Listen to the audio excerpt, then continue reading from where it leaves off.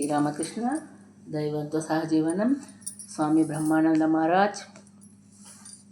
శారదామాత పట్ల బ్రహ్మానంద స్వామికి అపరిమితమైన భక్తి ఉండేది.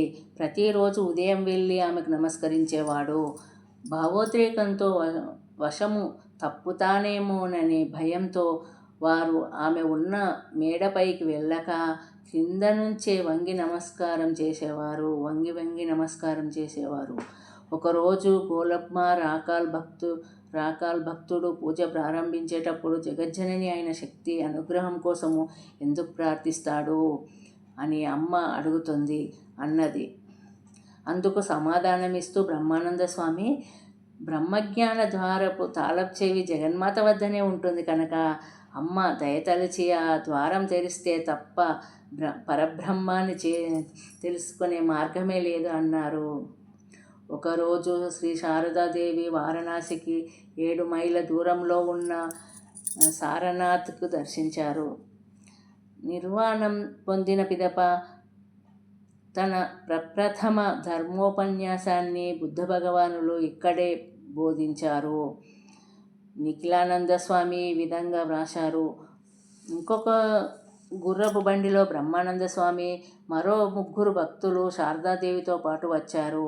అమ్మ ఆ ప్రదేశం అంతా తిరుగుతూ బుద్ధునితోనూ ఆయన అనుయాయులతోనూ అనుబంధం కలిగి కట్టడాల శిథిలాలు చూస్తున్నారు. చాలామంది యూరోపియన్ దేశస్థులు కూడా వాటిని దర్శించటం ఆమె గమనించింది.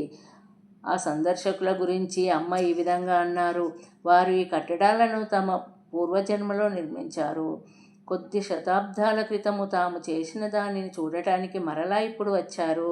అద్భుతమైన ఈ శిథిలాలను దర్శించి ఆశ్చర్యంతో వారి నోట మాట రావటం లేదు. వారణాసికి తిరిగి వచ్చేటప్పుడు బ్రహ్మానంద స్వామి తీవ్రంగా అభ్యర్థించడంతో ఆయన గుర్రపు బండిలోనూ ఆమె బండిలో బ్రహ్మానంద స్వామి వారి అనుయాయులు కూర్చొని ప్రయాణం చేశారు. వెళ్ళే త్రోవలో బ్రహ్మానంద స్వామి ఎక్కిన గుర్రపు బండికి ప్రమాదం జరిగింది. కానీ ఎవరికి తీవ్రంగా గాయాలు తగలలేదు. ఇది వినగానే అమ్మ, నాకు జరగవలసిన ఈ ప్రమాదాన్ని రాకాల్ తన భుజాల మీదకు బలవంతంగా తీసుకున్నాడు. నాతో పాటు చాలామంది బిడ్డలున్నారు. వారికి ఏమయ్యేదో ఎవరు చెప్పగలరు అన్నారు. జై శ్రీరామకృష్ణ.